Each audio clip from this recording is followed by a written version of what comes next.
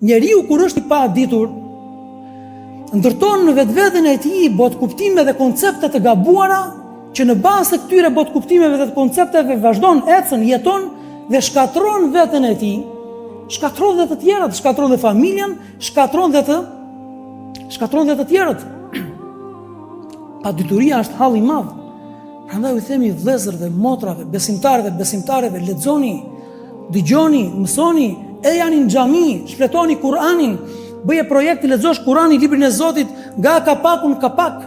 Mëso rreth fesë tënde, mëso rreth realitetit dhe sekreteve të kësaj dunjaje, mëso nga ke ardhur, përse ke ardhur dhe ku do të përfundosh.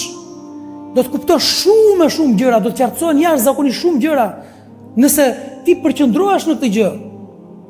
Mëso, lexo, hap syt, përndryshe do të jesh një njeri i mbërthyer në rrësirat dhe në labirintet e kësaj dunjaje që vijnë dhe janë produkti i xhehelit dhe i mohimit.